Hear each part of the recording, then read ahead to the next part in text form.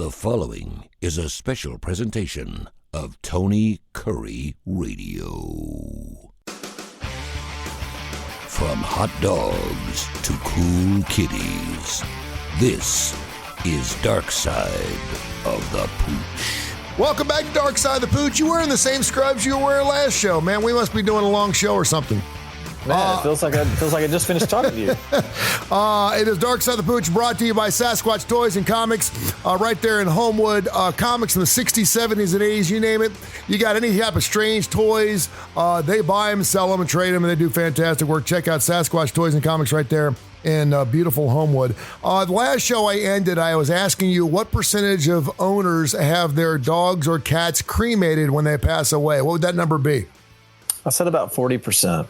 So and I'm talking they have it cremated and they have the ashes returned to them. Because if you're asking me how many have them cremated, I mean, almost 100% here because people aren't burying their pets. But to get the ashes returned, about 40%. And what does something like that typically cost? If I had a dog passed away, say I want him cremated and sent back, and I got a special urine already, I just want the ashes, what would that cost me?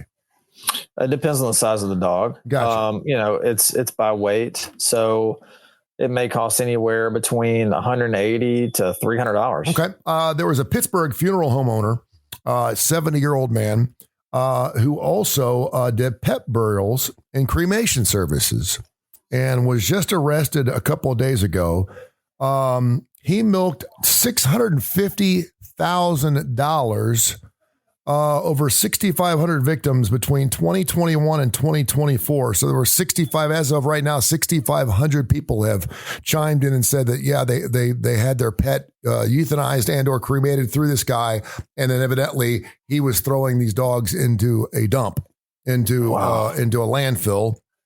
And first of all, I thought, wow, that's $650,000 over 3 years to have animals cremated. I'm in the wrong business, brother. That's a lot of work. Yeah. So that's a lot of dogs. Evidently he had contracts with several different veterinarians in the Pittsburgh area.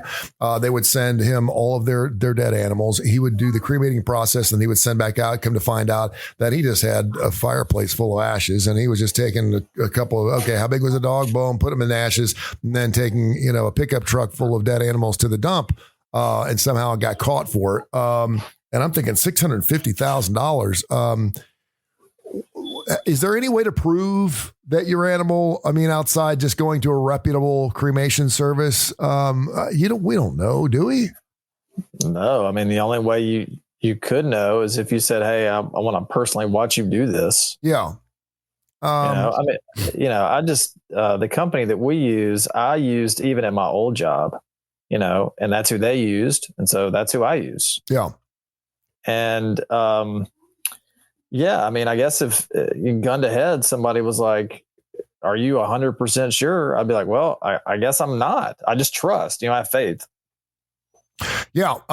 And for all due practical purposes, it doesn't really matter. If I found out 30 years afterwards, it wouldn't change anything for me. I'd still look at those ashes as the ashes of my animal that I had 30 years earlier, I guess. And I know some people that are really, really upset about this. Some people are like, "Oh, whatever, the animal's dead anyway." But it came out to about $100 per victim, which I thought was really low. You can be cheap when you're not actually doing the work. Well, no doubt. And I'm thinking $650,000 this guy made just burying animals and cremating, and he wasn't doing any of the work. Man, this is the reason why people have no faith in humanity anymore. Like this is the reason why everyone is a skeptic. Yeah. And you can't trust anyone to do anything. That's so infuriating. Yeah. Info at TonyCurreRadio.net, info at TonyCurreRadio.net for your email questions, 208-0301, 208-0301, Rossbridge Animal Hospital. You may see me walking up around your shop. I'm up there 2 or 3 days a week. They got a great walking trail. Kind of surprised we don't see more dogs walking that trail, as a matter of fact. I take my dog up there. It's fantastic. Couple of questions here. Info at TonyCurreRadio.net. Todd in Birmingham wants to know, can you claim pet expenses on your taxes? Tax day's already been gone, so this question may be just a little old. Would there be any reason why you should claim your pets for taxes? Can you claim seeing eye dogs or therapy dogs or anything like that? Can you claim their food or anything on your taxes? I'm sure there's a way to do it. I mean, especially if you make money, off of them, or if it's a business expense. Yeah. What kind of things can you write off if you were a professional? That brings up an interesting question, because we just had the Westminster Dog Show. You can write everything off there, I guess, if that's your professional, correct? I would think so, that you can write off all of their care. You'd be able to write off their care. You'd be able to write off their food, write off grooming. Yeah. I mean, you can probably write off a lot of stuff. All right. Speaking of food, have you seen this commercial for Gentle Giants? I have not. Where, what are you watching? Have you seen it? Yeah. Well, so what's it on? Like, what are you watching? The History Channel, 4:00 in the morning. I forgot that you're a huge History Channel guy. You love the History Channel. It's either that or I get bulb head commercials. Bulb head, where the guy comes out and he's got the light that can shoot at an airplane from 500 yards away. I'm like, whatever. I mean, how bright of a light do you need? That's all bulb head does, is these bright ass lights. How bright? He had a light and it shot across a river the other day into some woman's bedroom. I'm like, how bright of a light do you need? Anyway. So it'll also keep you from getting robbed, because the prowlers. Yeah, and then you see the raccoon. The raccoon jumps out when the light comes on. Of course, it's all staged. It's got its own timer and everything. So this guy gets on there. He's an older guy. He's holding a dog. One's 17 and one's 29. And I'm thinking, and he's like, and he swears it's because of Gentle Giants. He's giving these dogs Gentle Giants food, is something that he created a long time ago.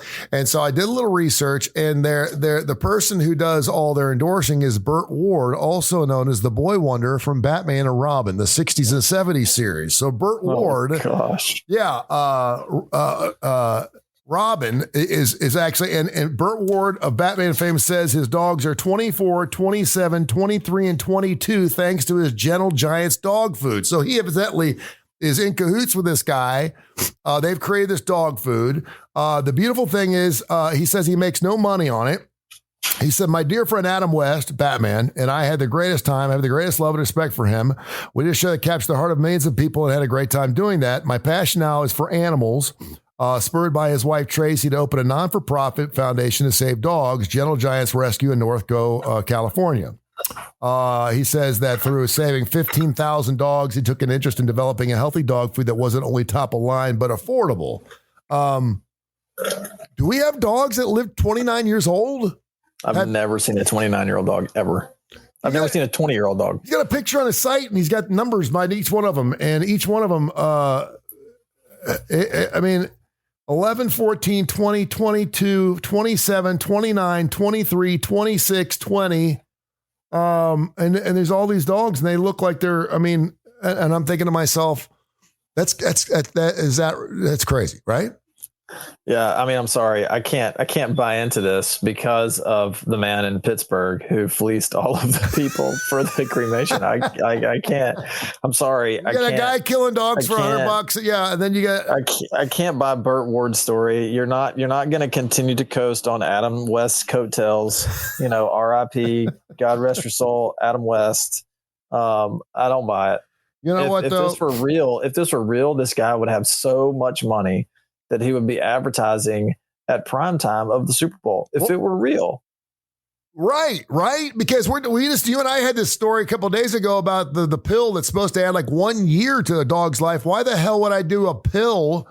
Why are they doing this whole FDA thing with a pill that adds 1 year? Like when I can get a dog that can live to be 29 by eating Gentle Giants food and it's affordable? Are you kidding me?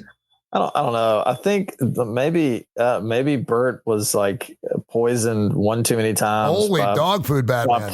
Like poison ivy, whatever. Maybe they were using asbestos for her like spray on the show. Batman instead of Bateman. Yeah. Maybe that was. Info at TonyCurryRadio.net. Trolley, Trolley, wants to know what's the best way to get my dogs to travel in a car with me without puking?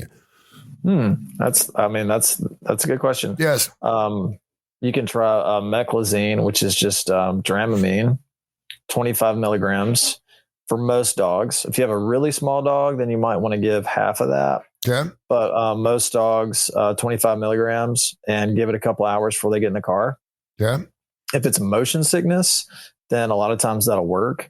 If they're just kind of getting so out of sorts and stressed, then it may not work. But if it's due to motion sickness, there's a good chance it'll work. It's over the counter. It's cheap. You don't have to have a prescription. So give it a shot. Does it make any difference if you put a dog in a car when it's really young?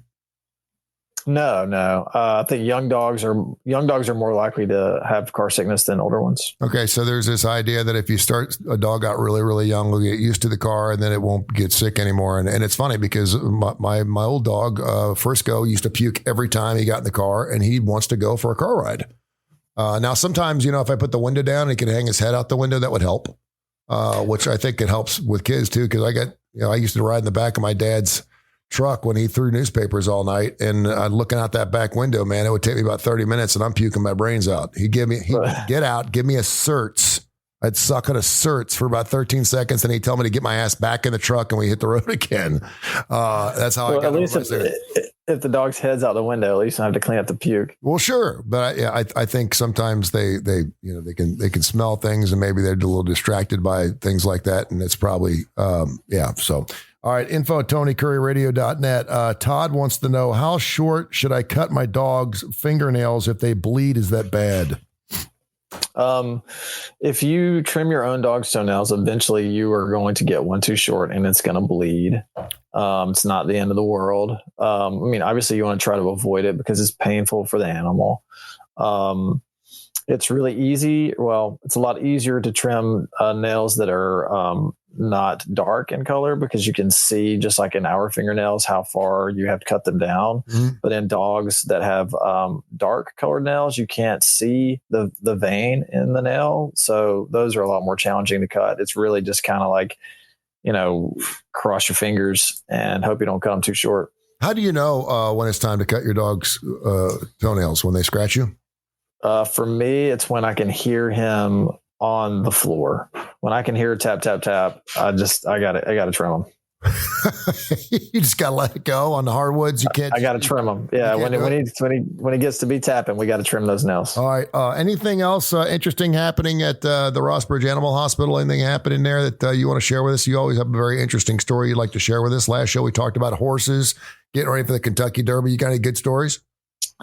We have not seen anything just wild lately. It's been pretty general stuff. We've had some that are coughing. We mentioned that briefly the last show. So it's just been pretty general around here lately.